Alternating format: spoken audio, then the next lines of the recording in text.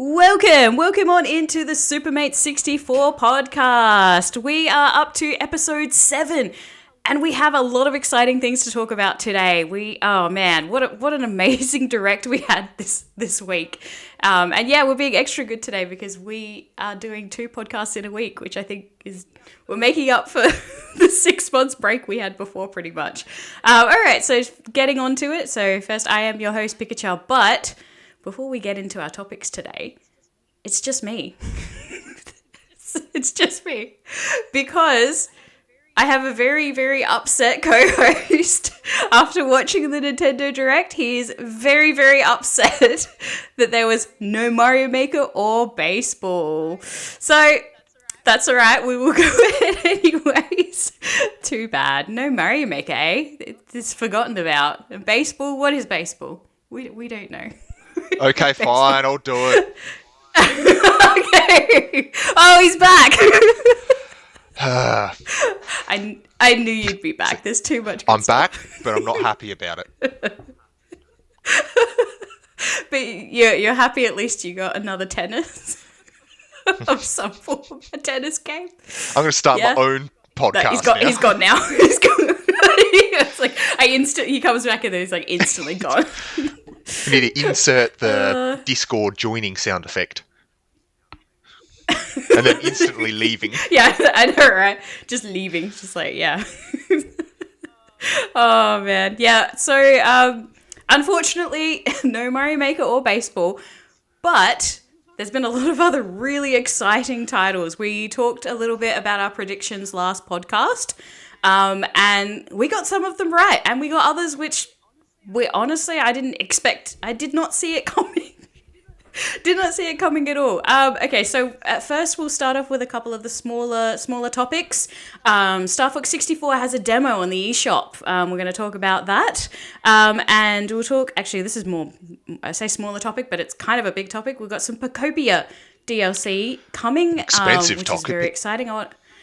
I know, right? We will definitely talk about that. I love my cozy games, so anything for Copia, we'll talk about that. And then we'll get to the main topics, which is pretty much everything that was announced at the June Nintendo Direct, which happened Tuesday, which we watched really late. It was, what was it, midnight, half past? Yeah, I got finished at about 12:30 in the morning Adelaide time.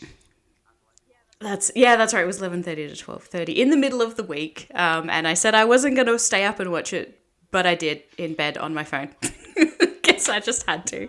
But yeah, so we'll be talking about those topics, and we'll be highlighting some of the topics that we're excited for. So some of them we'll bring them up as we review each topic that was announced. But yeah, so welcome. Thank you for coming back, Spuddling, my lovely co-host. It's a very empty podcast if it's just me, Pikachu. I'm still not happy about it. Many. That's all right. There's always next direct. You never know. I think we do.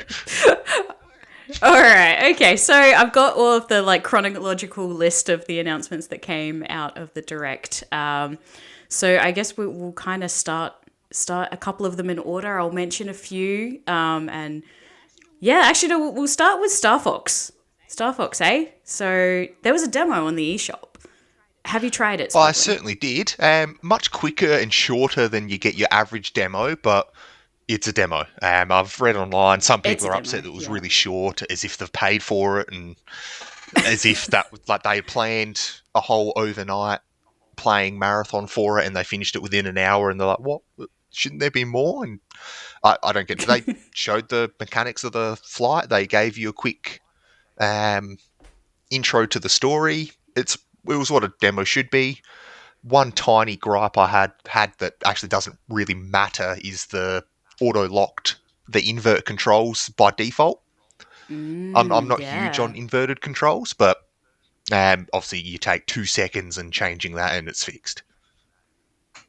Yeah, did you grow up playing the original N64 or the remake on the 3DS? Like, when was your first time playing Star My Fox? first one would have been in and out of school hours care at school playing Star Fox 64 on and off.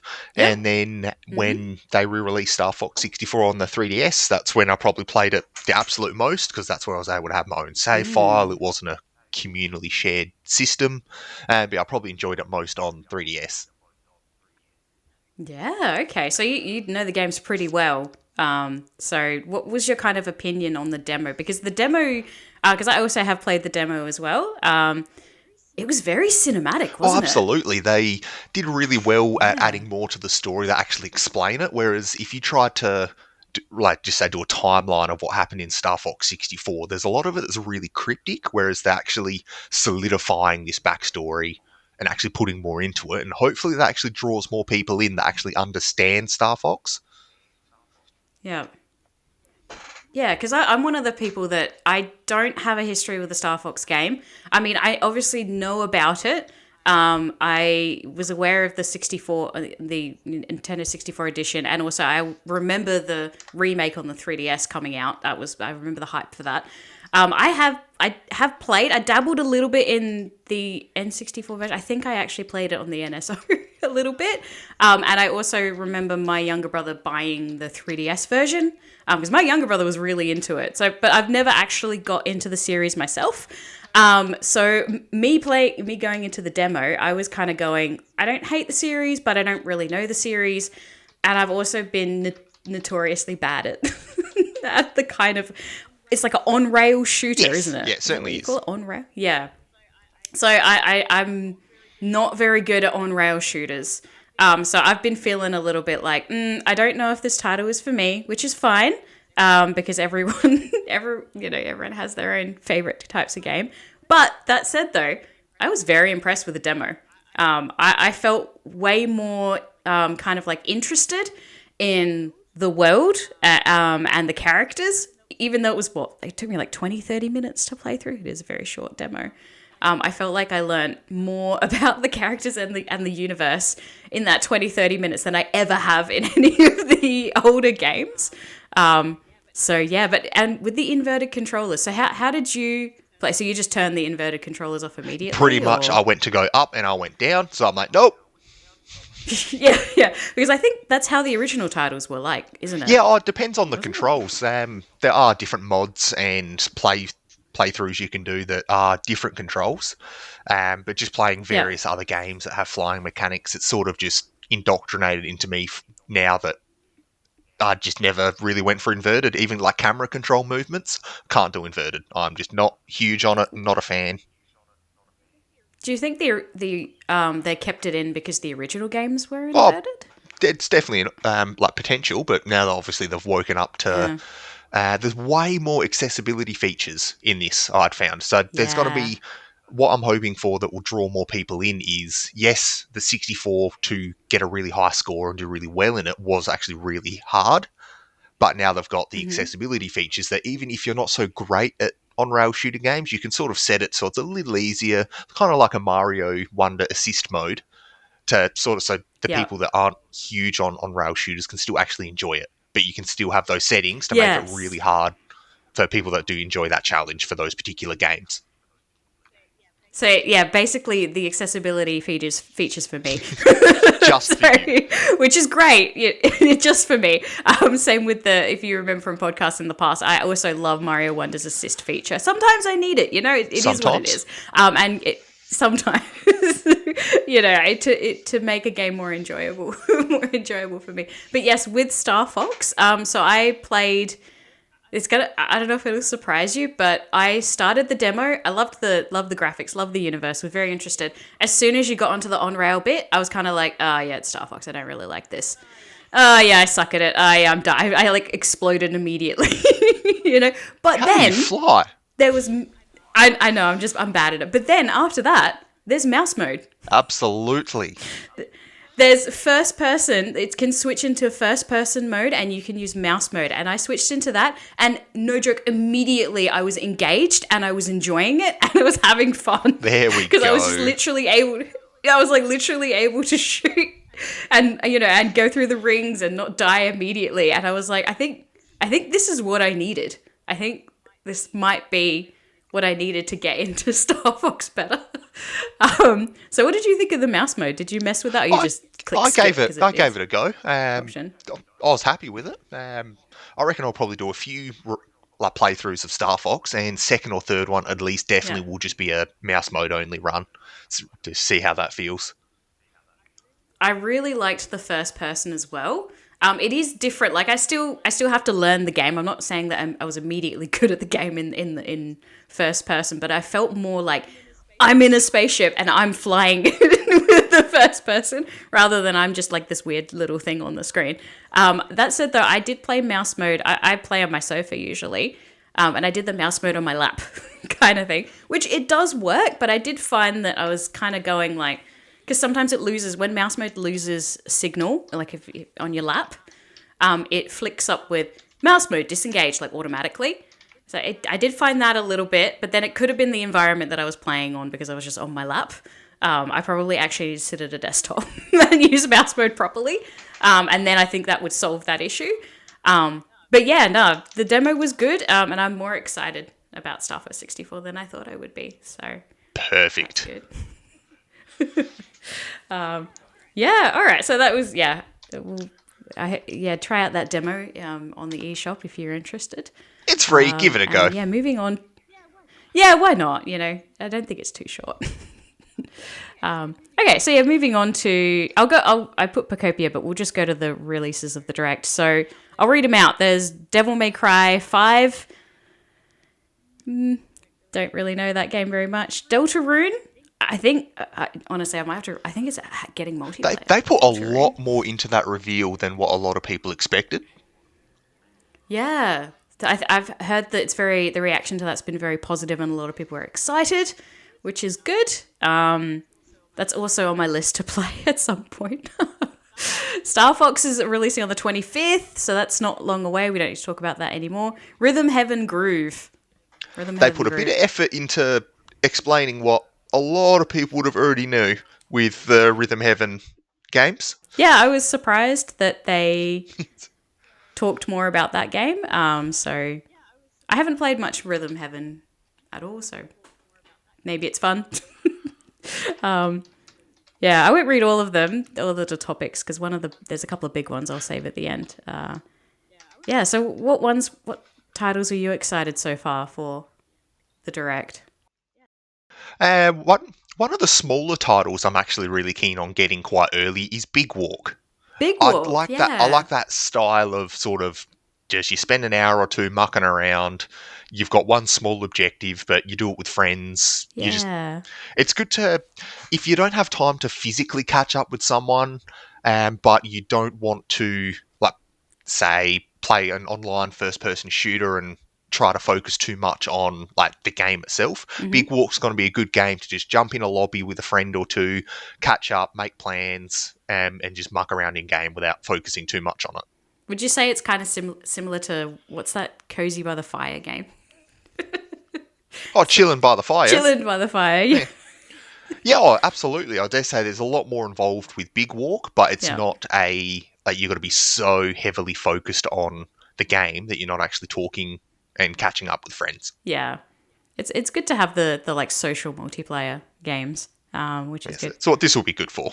Yeah, that sounds fun. And yeah, also one of the other titles, Orbitals. Orbitals looks cool, eh? I was very pleasantly surprised that they are releasing that all on cart. No game key, no digital. It is definitely all on cart. Absolutely chuffed. That's good. Need be a to day do one pickup for me. More developers, please do this if you can. We've still got to finish our Split Fiction playthrough. I know we do. Did we get up to the point? I shouldn't spoil it, but we were sausages. we definitely were sausages. Oh no, we did a little bit after that, and we were stuck for ages. Remember with the giant chicken? We made it through. We made it through. Yeah, no, we got to go back to that. I've been enjoying that. But yeah, Orbitals looks similar to how Split Fiction works as well, where you do the co-op. What's the genre called? Co-op play? I guess co-op game. Yeah, pretty much just co-op adventure, co-op fantasy, co-op sci-fi. But it co-op looks with the side of what it is. It looks like a platformer, really. Yeah, it looks like an old like space opera anime. Which is awesome. Like sounds like such a cool little universe to explore. So yeah, I'm excited for Orbitals as well. I don't know which character I'll play. That's supposed to, yeah. They both look cool though. I think they have different weapons or something like that. So yeah, that'll be good. Yeah, excited. Oh, my uncle was right about RuneScape. Yeah, okay. So I feel like ages ago, maybe it was like episode 3 or 4 or something, like pretty early on in the podcast, we made at some point, I think at the end, like a joke about RuneScape. I can't remember the topic, but we were just like joking about what possible titles could come to the Switch. And then we talked a little bit about, I think, some of your RuneScape memories, because you grew up playing RuneScape, didn't you? That was one of your Yes, early the grew up playing old school RuneScape. And we joked at the end, being like, ha ha ha, maybe RuneScape will come to the Switch. And then here we are, June 2026, and RuneScape is coming to the Switch. What a world we live in. What do you mean joking? My uncle said RuneScape was coming to the Switch. Your uncle who works at Nintendo.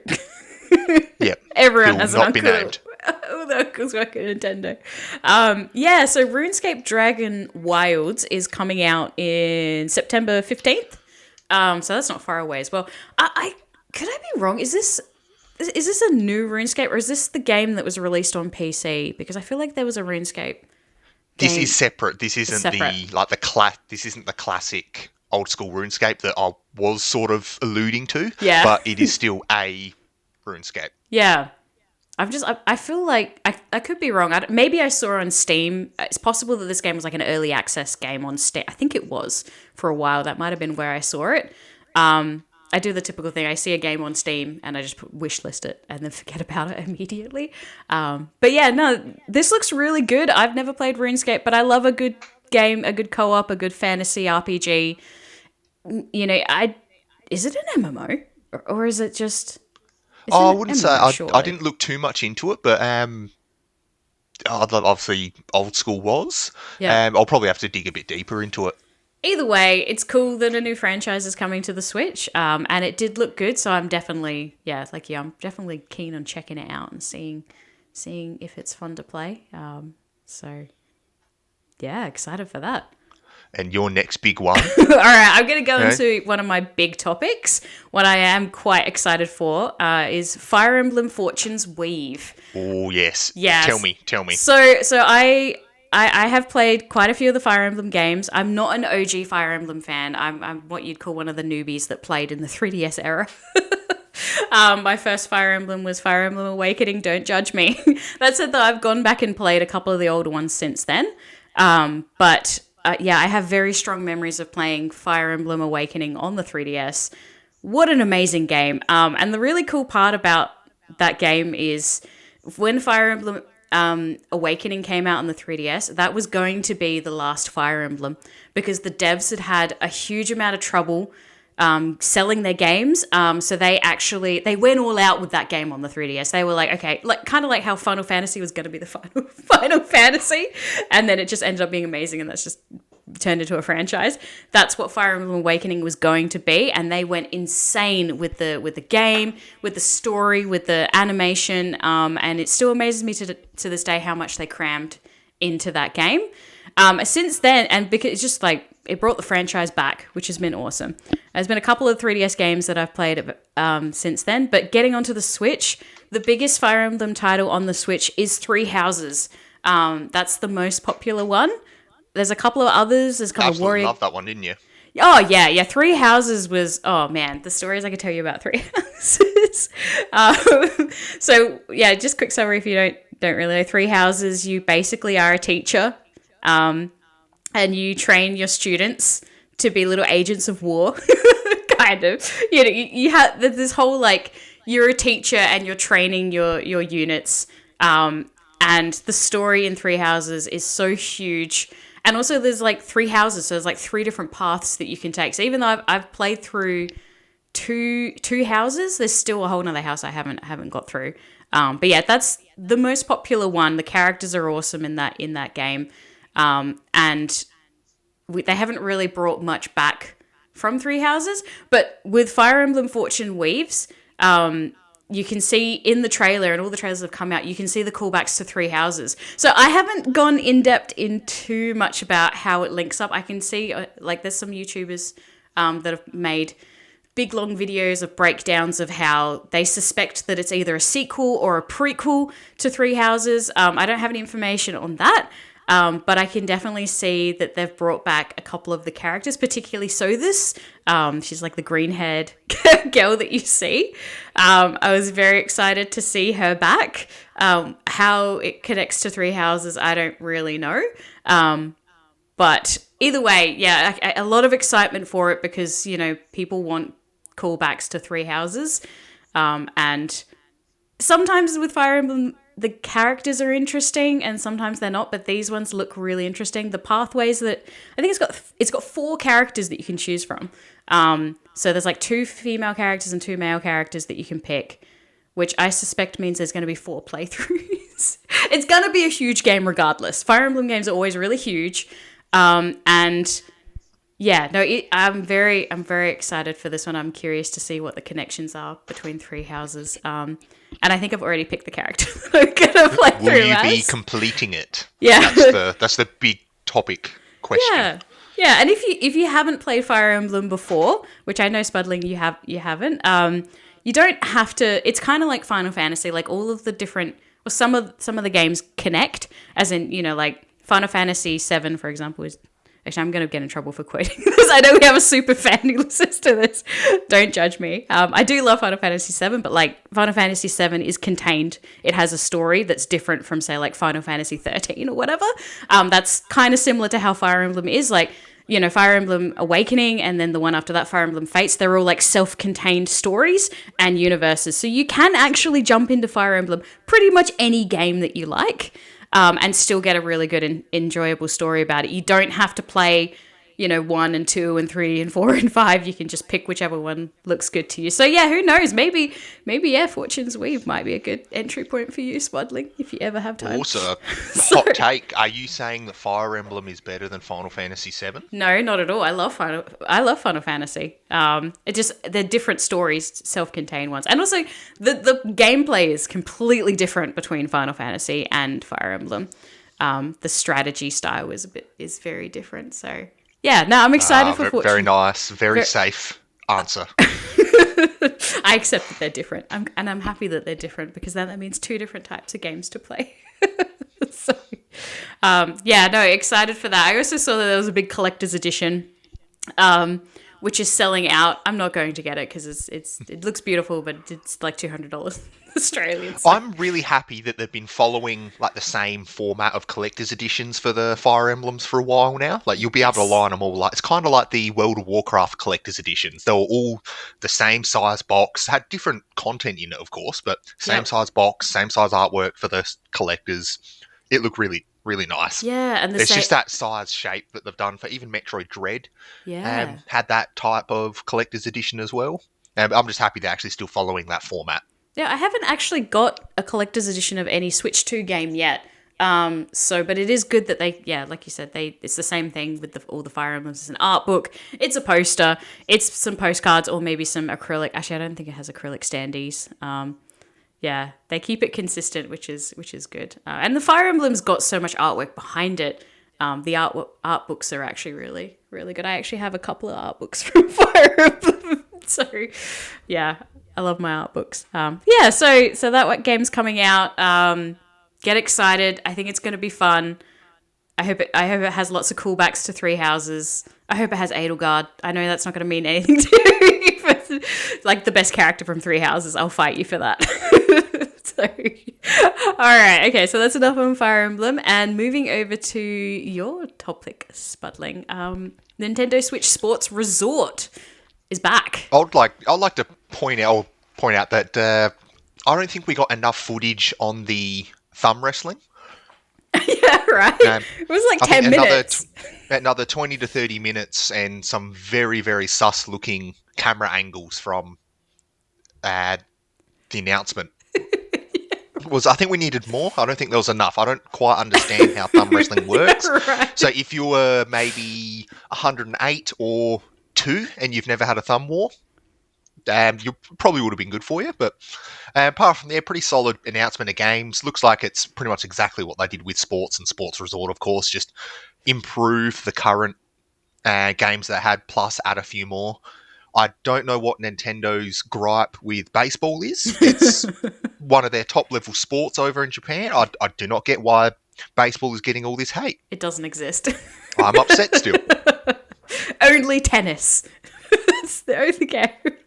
No, I agree with the thumb war thing. That was, I kind of like napped during that and then woke up and being like, oh, crap, it's still going. It's like, we know what thumb war is. You don't have to show us. And then we were all like joking. We're like, is this going to be the rest of the direct? There's like 25 minutes left. Is this going to be the rest of the direct who teaches us how to play thumb wars?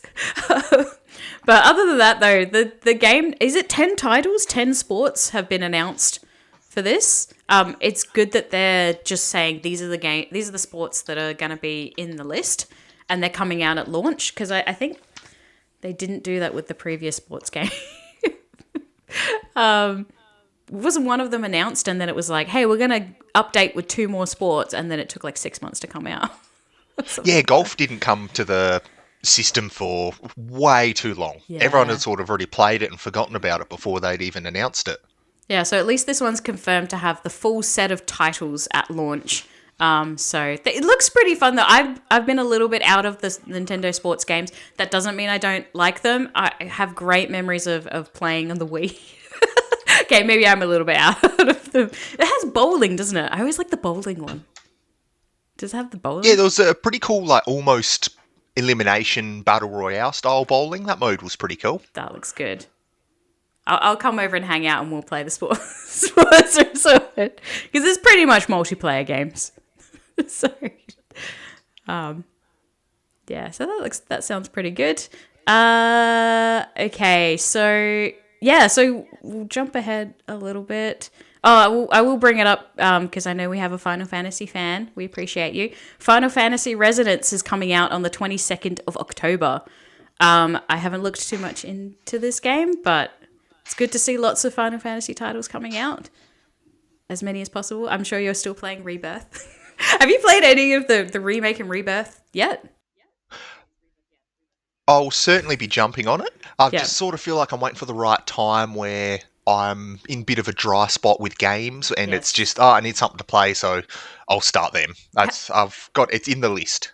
You've played them on PlayStation though, haven't you? Or I certainly have. Yeah, I'm the same as well. I may not be playing them much on the Switch, but I played like, I apologize if I say it wrong. It's Rebirth, right? It's the second one, and Revelation is the third one. That's coming out next year. So yeah, I played for a solid month. I played Rebirth every single day, and I loved every single bit of it, and I did all the chocobo races and I did everything that you could possibly do. I did all the collectibles as well, even that, like all the towers, man. I remember like searching for all the little towers. So you completed it? I completed it. So I've had a very solid experience of Rebirth, and I freaking love it. So I'm happy to see that it's on the Switch, but I don't have the time. I don't have the time to dedicate another month to replaying it. But I am excited that the whole series is coming to the Switch, and from what I've heard from the reviews, the quality is really good. I've seen a bit of footage of Rebirth as well. And I'm like, it looks almost exactly the same. Well, I wouldn't say exactly the same, but extremely similar to the PlayStation 5 version. So yeah, let us know. Let us know in the comments, our Final Fantasy fan. Let us know all about 7. Yeah, I'm happy to see that it's coming. I'm hoping. I mean, I won't do it, but it would be cool if they released a whole trilogy box or something. With Revelation coming out next year, it all being together, that would be really nice. I'd probably hit one of those up because it'd be nice to have everything together. But either way, good to see. And the game key cards as well, which is also why I'm hesitating to buy it again, because who has 200 gig free on this Switch? So yeah, let us know. Let us know in the comments if you did get the Final Fantasy games. What SD card are you using? How did you get space for those games? Because I genuinely would like to know. Recommend us an SD card brand to me, so I can buy one just to play Final Fantasy on it. But yeah, great to have those in. All right, okay. So moving on. Yes, there was I'm scanning over the games I do know. There's Dragon Quest Monsters coming out as well. And yeah, Stellar Blade port is coming as well. Have you ever played Stellar Blade? Oh, I dabbled in it. It didn't blow my mind. Yeah, I haven't The more the played. merrier. I might have played the demo on PlayStation. I've heard good things about Stellar Blade. I'm definitely interested to see how the port looks. I was for this whole direct of all the ports, I was really expecting Expedition 33. I was really expecting Expedition 33 to be one of the big ports for the Switch too. I'm surprised that it's not not there, but I feel like that's still coming. That would be a good title to come up next as well. Okay, so yeah, Pocopia DLC. Pocopia DLC is it out? No, it's coming. They're doing it. Oh, they're doing like an expansion pass. Yeah, 3 separate releases, with one of the main features, Dive, being part of a free update coming in August. Yes, yeah. So I think they've pretty much got like a roadmap planning of updates for like 6 months of stuff coming to Pocopia, and it's like new towns as well, which is good because I mean it'll be a good amount of content. Because there's only 5 towns at the moment, so like I think each one is going to be like a new town. I have to look more into the details, but I'm excited for it. Like this is what Pocopia is doing, what Animal Crossing should have done. You know, like Animal Crossing just kind of threw the game out to us. It was amazing, it was wonderful, and then they just forgot about it. But Pocopia's like given us all this extra DLC, and we kind of knew. I think in a few previous podcasts we talked about how we anticipated Pocopia being just this like really long running, big growing game, because you know the sky's the limit with that game. You know, they could add so much more. They could add, you know, other different towns. Well, they are going to add other different towns, but there's so much that they could do with that game. So I'm hoping for many, many years of updates with that game. So yeah, exciting, and it's like going underwater now, which.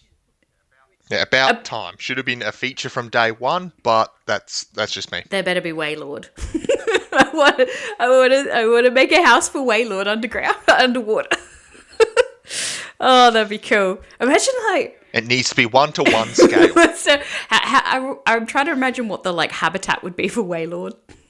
The ocean. That'd be the ocean. Yeah, obviously the ocean, but like imagine if you like, what does he eat? Like, yeah. This is what Pocopia, these are the thoughts that Pocopia give to us now. It's like, I never cared about the Pokemon as much as I did until I started playing Pocopia, so. Yeah, no, it's gonna be good. It is a bit expensive. Did you see the price? Yeah, it sort of knocked me back a bit. I'm considering hitting up the bank and asking if it's going to be worthwhile taking out the loan to be able to get it. And yeah, take out a small loan. It's almost the price of the game itself. It is, yeah. It's $55 Australian.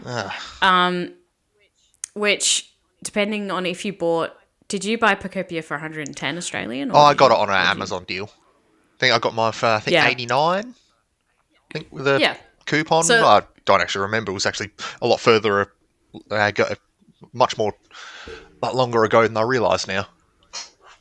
Yeah. It's so like pretty much in Australia, it's like 80 or 90 if it's on special, but if you buy it at base, it's like 110. So Pocopia is an expensive game. It's an expensive game, and to be like, hey, give us $55 more, is like what? So the base price plus the DLC, you want 150 Australian dollars for this. Yeah, a bit of a sour taste in my mouth for that. That said, though, it is an expansion pass, which means it's not just one wave of DLC. There's multiple waves of DLC.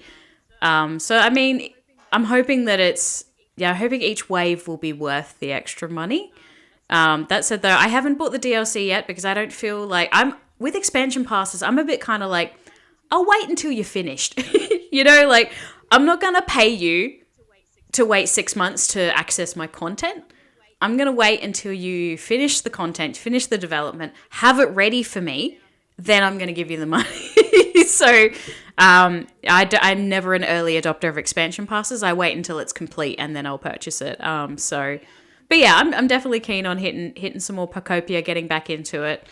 I hope that they add. I mean, a lot of the stuff's already been confirmed, so I doubt they'll announce anything else. But I hope that there's a little bit more, maybe some more streamlined updates. So building. Although that said, that's got mouse mode. It could just be me. I need to I think I'm actually at the point where I still need to unlock Magnemite Because that's the easiest Pokemon to build with, isn't it? Because you can fly around. Yes. Yeah. So, but yeah, Pokopia DLC, that's coming. Good to see that is going to come out. Okay, next topic.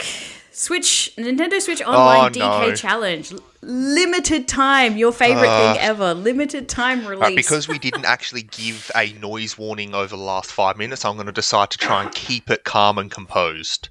But keep it calm. I'm Deep going breaths. to lead the early discussion on this one. Sorry to take over here, but my God, no, go for it. Why on earth does everything need to be limited time now? Like, you need to work for money to afford your $7,000 Pokopia DLC? No, stop what you're doing. You better do this DK challenge before you miss out.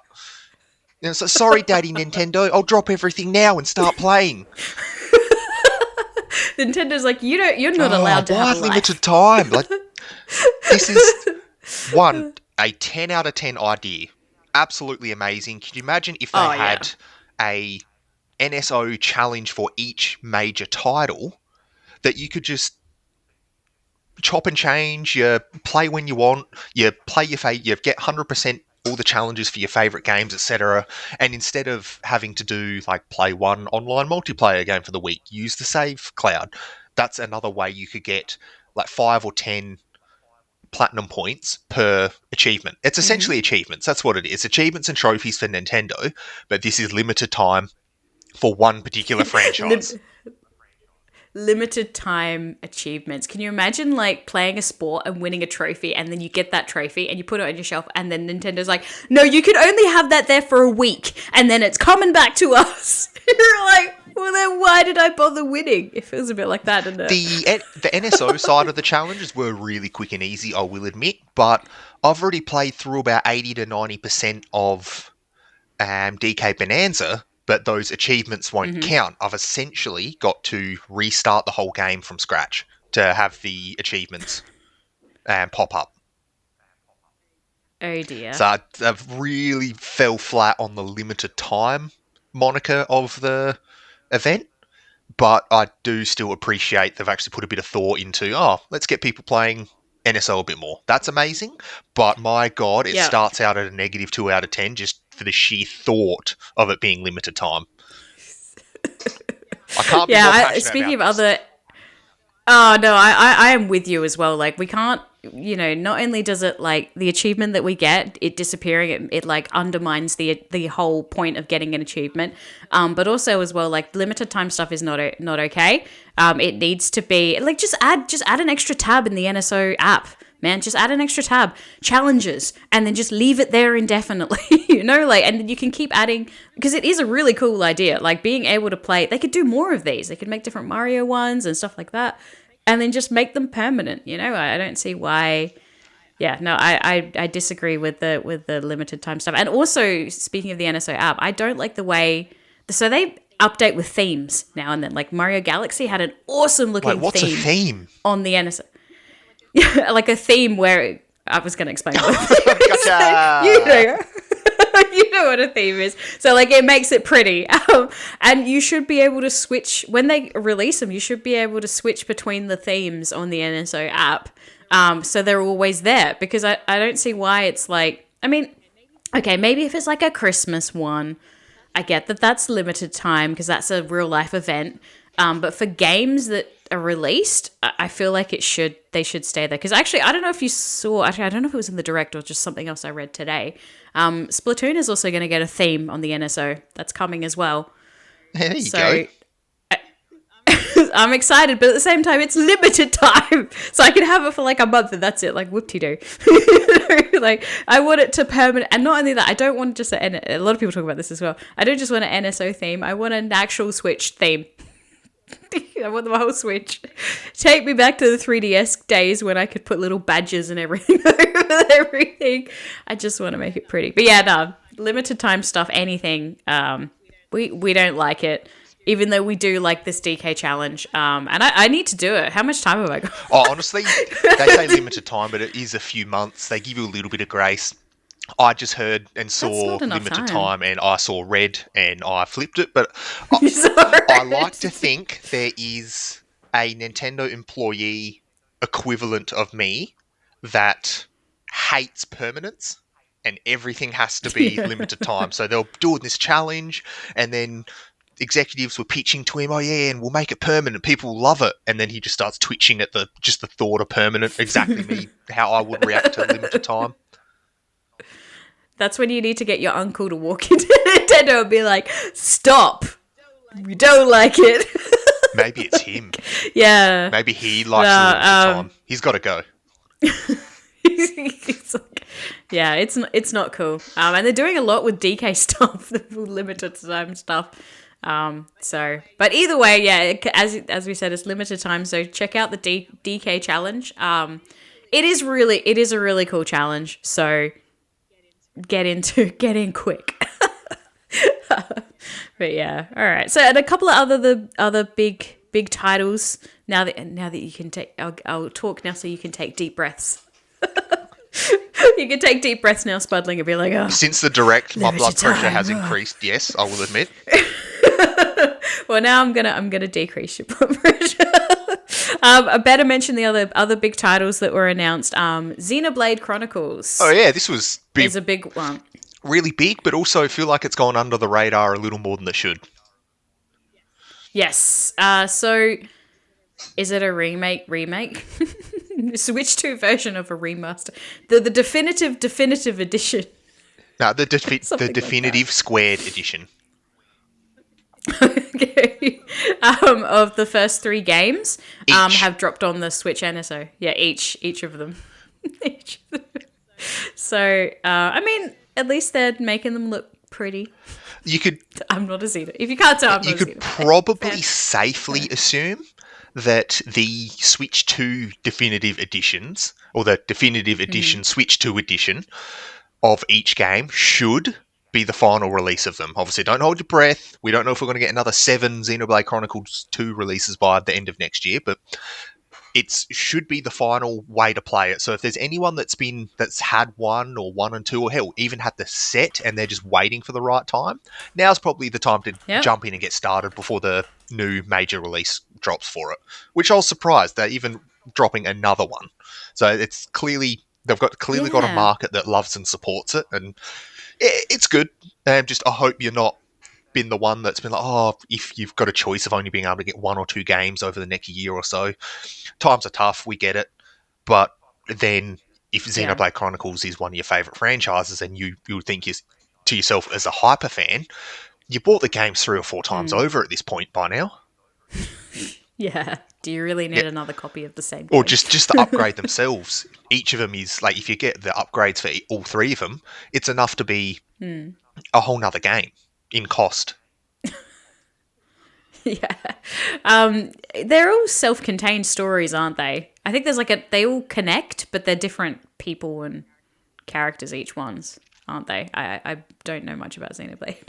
Do you know much about Xenoblade? I've started a bit of X and 1. So 1 I've got ongoing save for about halfway through X, but then they announced the Switch 2 edition for X, so then I'll hold off for a bit, I'll let that start, and now obviously a Switch 2 edition has come for 1, 2 and 3.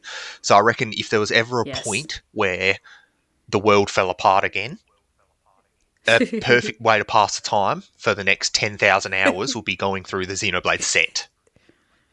I think that might be why I've hesitated a little bit with these games. Not that I have anything about them. They look all really good. They look really interesting, but it's the time investment.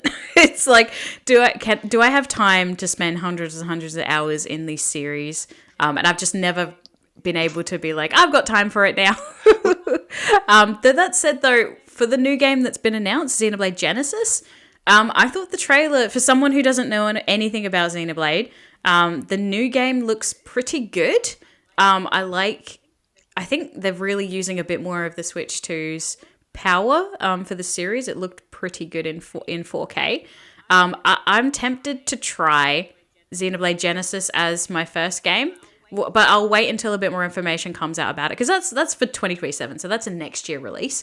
So there's no rush to kind of. That's probably why they've done all these like remasters and uploads and Switch 2 editions, because they're kind of going, just wait a little bit longer for us. We're still cooking Genesis, but I mean, looking at the title, Xenoblade Genesis, it means the first. So I'm assuming that maybe, because sometimes if you start a game and it's like a prequel or something like that, that might be a good entry level for someone like me.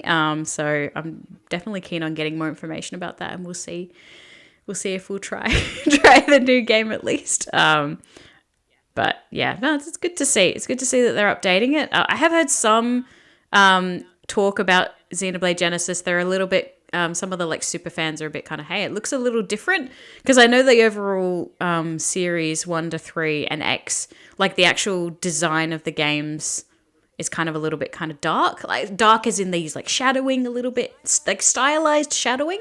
Xenoblade Genesis looks a lot more cell shaded, kind of Breath of the Wild-esque, with less shadows, with less of that artistic shadow. So I'll, if that bothers you, or I think it looks fresh to me as someone who's never played the series. But yeah, good to have a good heavy hitter RPG coming out next year. That would be good. Speaking of other heavy hitters that I don't know about, but we're going to talk about it anyways. Kingdom Hearts. So, yes. Do you know much about Kingdom Hearts? I was part of the earlier era that I played a fair whack of 1 and 2. And then when they started to spill onto Game Boy Advance, DS, that's where I sort of fizzled away, and my PlayStation era started for a while there. So pretty much from after 1 and 2, I've sort of been a bit behind. I haven't even been able to give 3 a play. Obviously, it's been years as well, so it's a bit embarrassing there. But yes. Sounds like it's all, bar 1 or 2 small storylines, seems like it's all coming to Switch now, properly. Not in its cloud form. Yes. Oh, thank God. Thank God, cloud form. I think they've actually turned the servers off already. I mean, if you have a save file for the cloud version of Kingdom Hearts, don't worry. You can still, they've confirmed that you can transfer your save file to the Kingdom Hearts collection, because the collection is 1 to 3 physical. Is it game key card? I'm not sure. It could be game key card. But either way, it's not. It's game key card, yeah, makes sense. But it's not cloud version, because like in comparison of terrible things, game key card versus cloud version's worse. so at least, yeah, it's better. Still key card, but whatever. It is 3 games, so I understand it would be pretty huge. So apparently you can transfer your save from the cloud version to the Kingdom Hearts collection, so that's super cool. And they have shut down, or at least removed, the cloud version from the eShop, which is good. You can die. Anything cloud can die. It didn't work properly. None of the games I ever tried on Switch Cloud, which was 2. I think I tried Control and Kingdom Hearts, and both of them were absolute hot garbage. So we can put that aside and move on. So that's coming up. But what interests me the most is with Kingdom Hearts 4 is the new game that's coming out. It was announced on a Nintendo Direct. Like, there was no information. I loved it. Love how they went, the way they went about it. Yeah, like that's really cool. So, because, sometimes they'll kind of partially announce things elsewhere, but there's been literally no information about Kingdom Hearts 4 for the longest time, and then they just dropped it. They just dropped it on the Switch Direct. So people are very excited for that, and it's good to see the series coming back. I have actually, come to think of it, I have played a couple of them. I played the first one on PlayStation. Sacrilege. No, I have a PlayStation. On PS2, I reckon I played the first one. Didn't play the second one. Didn't play the third one. I played one on a PSP for some... Oh, yes, that's right. What is it? There was a PSP one. Something Chains of Memories? Chains of Memories. I played I played all of that one complete. So most of my Kingdom Hearts experience was the PSP game. And that was really good. Actually, Chain of Memories, or is it Birth by Sleep? I'm so sorry. This must be so painful for them. This is one that we're both a bit light on. It's good to see that there's going to be a sequel. I know it's one of the franchises that Kingdom Hearts is, if you want to get into it, you got to fully get into it to understand. I know the story, from what I've heard, is very deep and like split between all the different... Like, even at one point, I remember like talking to a Kingdom Hearts fan, and they were like, even the mobile game that came out on like a Nokia has content that's crucial to the story, and I'm like, mate, when am I gonna play a Nokia game? But yeah, so it's good to see that they haven't given up on the series yet. And yeah, so that's gonna come. That's cool. That's very cool. We may go over time today, but I think that's all right. We've still got 2 big topics to go. We're making it through. I'm still just trying to relax from having to talk about the limited time event again, and very upsetting. Down because we still have 2 other big topics to talk about. So we're gonna go longer this time, because we got to talk about them. Mainly me. All right, so moving on to the next title, Splatoon Raiders. I'm so excited for this. Huge Splatoon fan. I have the game pre-ordered. I have the amiibos pre-ordered. I'm going to be picking those up on the day. I'm going to be playing many, many, many hours of Raiders, because to the point, when there's a game that's coming out, and you're going to get it, and you're so excited for it that you kind of don't want to watch too many of the trailers because you're like, I want to save it as a surprise. Do you have a game like that? Oh, definitely. I'm a bit like that with Raiders. That said, though, I have kept on top of the general news behind it, but I'm not going to do a super deep breakdown of Raiders because I'm going to buy it, and I'm going to buy it, and I don't need to spoil it. It's going to be great. I'm going to have fun. Yeah, no, it's exciting. So it is a single player game. It seems like they're gonna go crazy with the story this time and actually build a bit more of the Spiral Islands, which is where Deep Cut and the mechanic. You play as the mechanic, and you're gonna travel around with Deep Cut, and that's gonna be fun because I love the characters in Splatoon the most.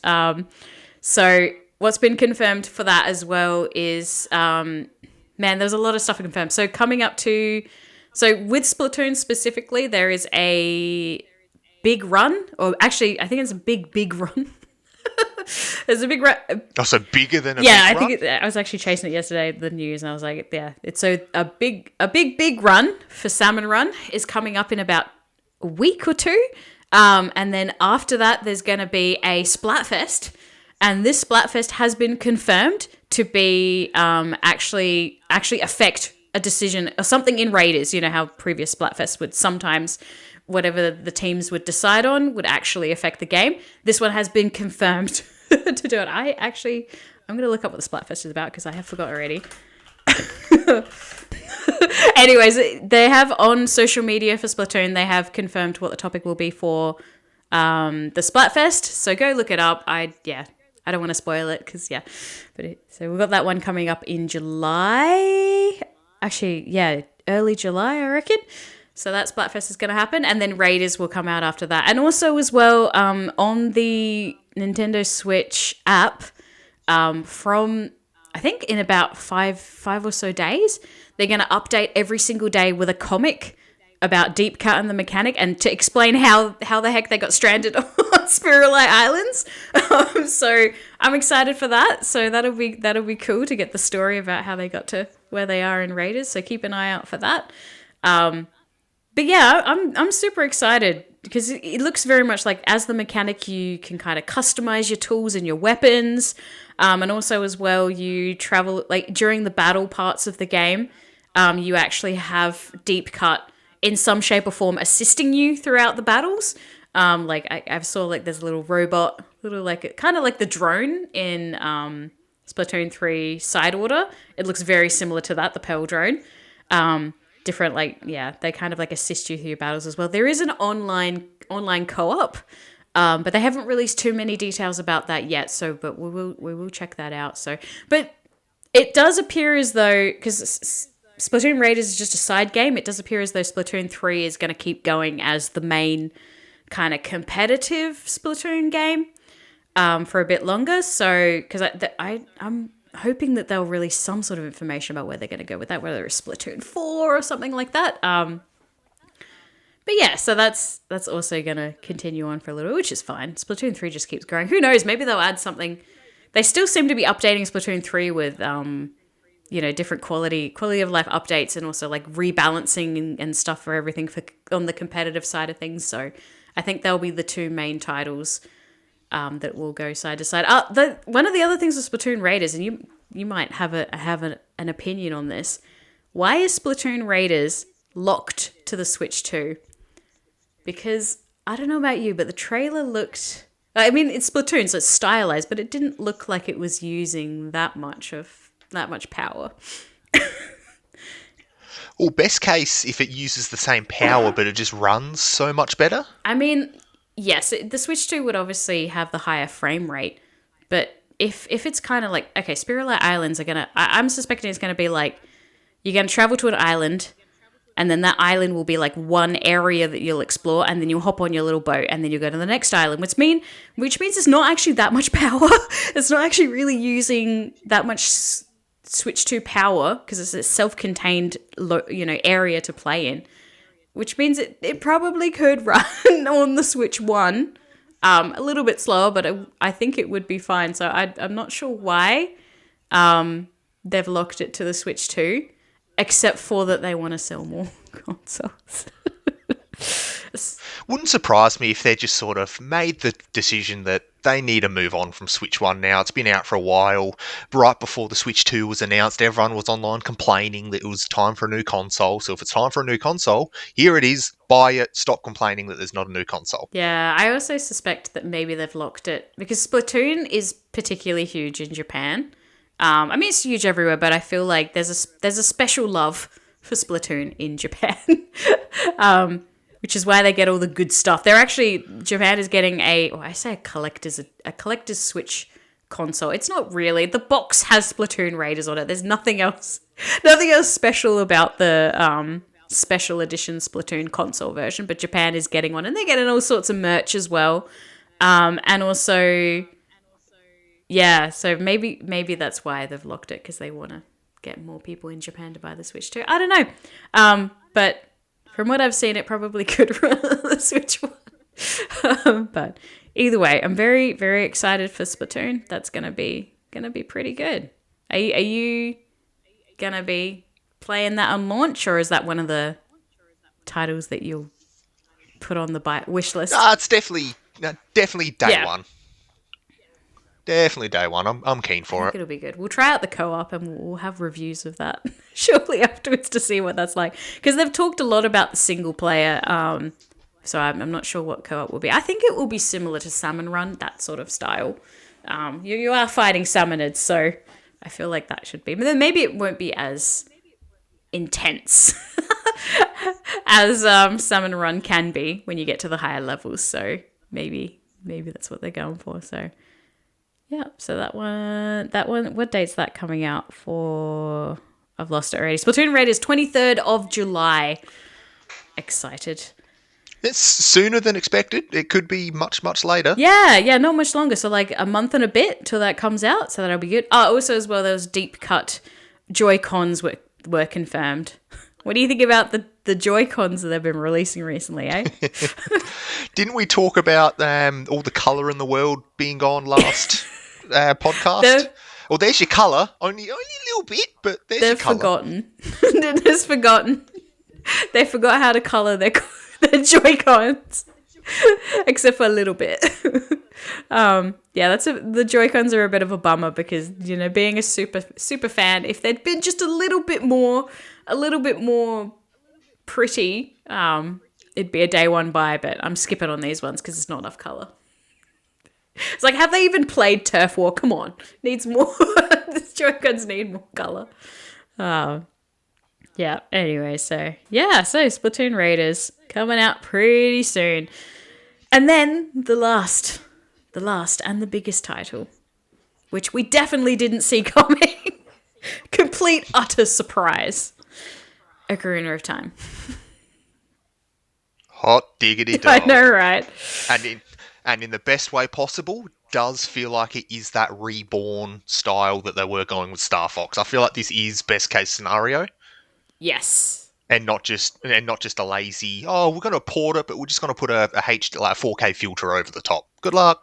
Goodbye. Yes, they did say at the end it's Ocarina of Time reborned reborn, Reborn. You know what I mean? Like it's not a remake or it's odd because like we used to understand when people would say it's a remake or a reboot. Reimagined is what I think they said. It's the original title but reimagined. So it's going to be Ocarina of Time redone in a current gen engine of some sort. So that's super exciting. I mean, I'll admit I think a lot of people will agree with this as well. Because this game, unfortunately, was so heavily leaked, I think it was like 2-3 months ago, it did take a bit of the winds out of the sails, you know, it was supposed to be like a big announcement, and my actual first reaction when I saw it was like, yeah, okay, can we see gameplay now? You know, which, of course, we're not going to see gameplay. This was supposed to be the big announcement. This was supposed to surprise us. But we already knew about it, unfortunately. But either way, everyone's super excited because it's like the number one game of all time. Like, you know, many people have very strong memories of playing Ocarina of Time. It's like I think it's the best-selling Nintendo game of all time. Don't quote me on that, but it's one of the top ones. So, having that game reimagined in a new engine is gonna be so good. What if they do a collector's edition with a Master Sword? Or an ocarina. Would you get it? They gotta do that. They have to. I hope they sort of go back to the old, like the classic Zelda having a gold edition of something. That'd be cool. So if anything, collectors, I'd love for it to be a gold card. Yes. Oh, that would be so awesome. Because I mean, even like actually, because after this announcement was finally all out, and they did give us a heap of content. They just gave us a nice little trailer. To be fair, we don't even really know if the trailer was gameplay because that wasn't really confirmed. I would hope that it is. So just a tiny little teaser basically to tell us that it's happening. And also 2026, like, dude, in the next 6 months, we're going to have the game, which is fantastic. That's not long to wait. And they're definitely going to talk more information about it soon. But yeah, I went back and I've been like reviewing the Ocarina of Time games. I've been replaying before they even announced it. I was like, I'm going to boot up Ocarina of Time on the NSO. Just to like, I was going to play it just for 5 minutes. And then like 15 hours later, I'm like, damn, these games are good. Damn, Ocarina of Time is such a good game. Even after all these years, just the pacing of the game is just so much fun, and the characters are so, I don't know, it's so interesting. It's so fun to go back to it. But I think one of the really fun things about the original game is like when you leave Kokiri Forest and you walk into Hyrule Field for the first time, and like when you're a kid, it was such a big area. You're like, oh my god, look, it's an open world, you know, I can go this way. And nowadays, if you play it, you like walk for a minute and it's like, oh, I'm at Hyrule Castle now. Like, oh, it's not that big, you know. So that's like, So thinking of like that impact that you had as a child about, wow, this is a whole world I can explore and discover, brings the question of, will the new game, I wouldn't call it a reboot, the reboot of the game, is it going to be open world? Or is it just going to be big? All we can do is predict. So, I mean, to reimagine, to recreate that feeling that we all had when we played Ocarina of Time for the first time, you know, the feeling of being able to go wherever you want to, you know, the real adventure, the open world. I think, I feel like it might be. I'll put a prediction in now. I feel like the reboot will be open world of some sort, because that would match the original image, the original experience of the game. So that, I think there's a pretty high chance of that. That as well. So also I was digging through a couple of my games. I also booted up the Ocarina of Time 3D remake. Is that I think it's just Ocarina of Time 3D. Because I've forgotten as what. And so that game, it's been a few years. 2011 was when the 3D version came out. And I followed all of the hype for that because I was a big 3DS kid and got that one at launch. And like you said, that game, the game cart isn't gold, but the box is actually gold. So we might get a box with the Switch reboot that's gold. I hope they bring that back. But I have the Ocarina of Time 3D Special Edition, the Australian only Special Edition. Did you know about that one? I certainly did. That went quite crazy when they were releasing that at EB. Yes. So I have it. I was digging through everything yesterday, freaking out, going, I think I've lost it, but I did eventually find it, and I've kept it in pretty good nick. And I want you to guess how much I paid for it. 7. How much did I pay for... So I'll explain what it is. In Australia, they released, if you pre-ordered Ocarina of Time 3D,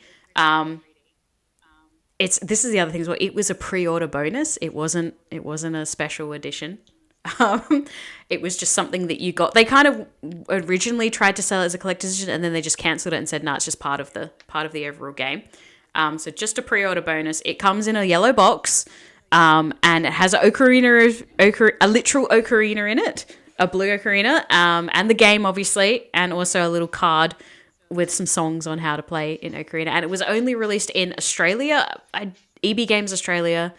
I don't think it was Canada. I'm pretty sure it was just Australia. But yeah, how much did I pay for it, do you reckon? Because I had the receipts in it, so I know. Guess. Please guess. At least $8. A little bit more than $8. 2011. How much do you reckon? $2011. $2011. No, in 2011, I bought it on launch date. How much? Realistic guess. I have no idea. Say $250. No, less. Nah, you're too tired to guess. I paid $68 for it. Nice. So $68. Okay. Now, if I was to buy the exact same thing nowadays, easily $150. Easily. Oh, definitely. And not only that, like it was $68, and it was a pre-order bonus. So essentially, like what I got with it was free. It wasn't something that I paid for. It was also EB Games is premium. So $68 Australian.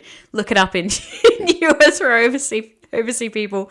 But man, I'm so lucky that I've got that. I honestly should do a little review of it because I know it's so rare. Also inside, I left a little bonus for myself, like 15 years later. Also, when you bought this game on launch, it came with a Club Nintendo code in it. Rip Club Excellent. Nintendo, I miss you already. And this, if you redeemed this code on Club Nintendo within a certain period of time, you could get a free 25th anniversary CD of the Ocarina of Time soundtrack for free. They just send it to you from Club Nintendo. I also got that, and it's sitting in the box in pristine condition. Yeah, no, it's super cool. Yeah, so that release was such a great release as well. And I was playing a little bit of it yesterday, and it's such a beautiful version of Ocarina of Time. So going back to the reboot needs to be, it's got to be something completely different, because what they did with the Ocarina of Time 3D is they just took the original game and they just reskinned it and remastered, like re-musiced it and everything. And fixed all the bugs in that, and that's all that they've done with that, which is a fantastic version of that. But we already have that version, so for what they're going to do with the reboot is going to have to be very huge. Going back to, that's why I think it'll be open world. So, yeah, no, it's good to see. It's good to see that will be coming soon. So, I'm very. Do you reckon they'll do Majora's Mask? Oh, yeah. Because a lot of people said when they did Ocarina for 3DS, they're like, they'll just do this one there. And then obviously we're blessed with Majora's Mask as well. So do you reckon they're just going to do the 64 duo Reborn? Oh, 100%. They'll bring out Ocarina of Time. I think they're just going to call it Ocarina of Time, but a Switch edition. They'll bring that out this year. And then next year's big title will be Majora's Mask for sure. I think there's a high chance of that. They tend to just, come together. Also, I remembered another thing I was going to mention about Ocarina of Time 3D. Did you know it was co-developed by another developer? Oh, okay. Which I forgot about that as well. So I'm going to look it up. Ocarina of Time 3D co-developed. I want to get the name of them. co-developed with developer Grezco. I'm not familiar with the developer. So yeah, I completely missed this and forgot this until I booted up the game yesterday and I had a look at it. So this interests me in one way. Okay, so when they redid this one, they used a different developer. So it was Nintendo and Grezco together. They developed it together to reboot it. Whereas this one for the Switch 2, it's gonna be just Nintendo, right? Like, I can't unless they. Oh, surely. Yeah, unless they announce anything later on, this is going to be 100% developed by Nintendo, which excites me because when Nintendo goes all into developing something, it's usually pretty good. So, yeah, I just thought that was interesting. I hadn't realized that the 3D game was co-developed together with a different, because Nintendo is always a bit picky with their IPs. They don't always want to get assistance when they probably should. Or actually, maybe that's Game Freak. More so Game Freak than Nintendo. But yeah, so I hope you're excited for Ocarina of Time Reboot Switch 2 edition. I feel like this is also another title that's going to get a lot of people to get the Switch 2. So I'm super excited for that, and I'm sure there'll be more information coming out soon. There is actually another direct coming out for Splatoon Raiders. I've already forgotten the date. June something. Hold on. Splatoon Raiders. Yeah, another Raiders only one. Yes, so Raiders. I think it's June 30th. Splatoon Raiders Direct, June 30th. Yes. So the next direct that's coming out is June 30th, just for Splatoon Raiders. So I'm super excited for that because who knows? Maybe they'll announce some more stuff for Splatoon 3 or Splatoon 4. A girl can hope. So that's the next. Do you think they heard you? I'm asking your uncle nicely. Your uncle did nicely. So I'm excited for that. I've got to investigate who keeps green lighting these damn limited time events right. and deal with them accordingly. Right. Just wait until they do a limited time events in Splat. Well, I guess Splatoon does do a Splatfest, the limited time events. Oh no, I've upset him now. He's left. He's walked out. No, he hasn't. I'm okay with Splatfest because it's part of that style of game. I accept that, but it's not like there's going to be like dedicated content you'll miss out forever if you don't participate. Obviously, yeah, there's some items, like some currency you can get, little bits and pieces, but it's not like a whole, hey, once this event's over, it's done forever. There's no more Splatfests. Yeah. Kind of like a Mario 35. I know, right? So like, enjoy Mario 35 while you can, suckers, because now you go to log on. You open up the app and it almost looks like it's going to put you in a game and you get excited every time. And then right as it looks like it's starting, it's like, oh, sorry, thanks for playing. And it sucks because like I feel like Super Mario 35 was the best version of the whole like Tetris 35 so stuff. Fun. Like they've reskinned it a bunch of times, but I feel like that was peak. That should have stayed. We'll never forget you. I still have it on my Switch somewhere as well. Yeah, it's still in my download list. Anyways, but yeah, so we've got so much stuff to be excited for. Let us know in the comments what you're excited for, and why isn't it Ocarina of Time? Because it's going to be that. Man, that's going to be a big title. I'm very excited to hear more details coming about that soon. And yeah, let us know. Let us know if there's any title of the Direct that we missed that you're excited about. We want to hear about it. So let us know. But yeah, all right. I've run very over time. An extra long podcast for you guys this week. So enjoy. Let us know. All right. I think we'll leave it at that. So thank you so much for getting to the end of the Supermate 64 podcast. And yeah, we'll see you in the next one. Bye, everyone.